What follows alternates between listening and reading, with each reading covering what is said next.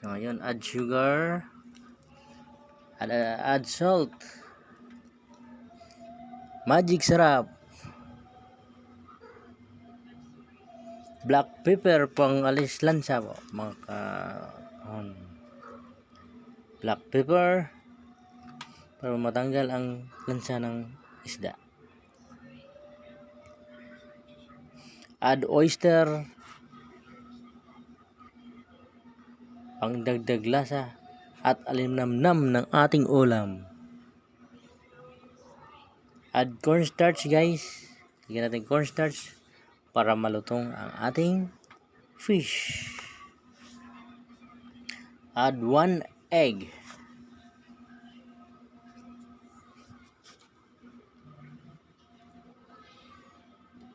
Ito ang simpleng ulam lang para sa mga wala pang sahod.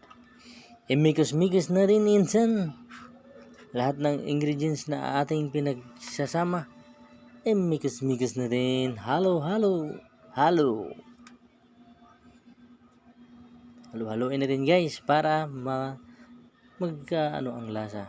So ngayon nagpakulo na tayong mantika. Ilagay na po natin ang ating napakasarap na galunggong. Simpleng ulam lang guys, pero masarap. Di ka nagagastos ng mahal. San ka pa? Maggalunggong na.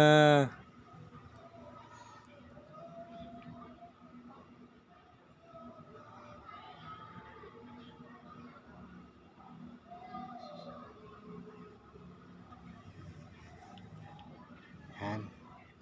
Hintayin po natin mag golden brown din guys yung ating pritong galunggong.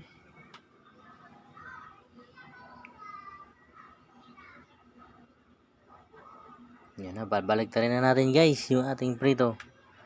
Yan, napakasarap ng tingnan ng ating ulam. Lalo na kaya pag tikman ito. Abay, makalimutan mo yung ibang masarap na ulam, masarap ito eh.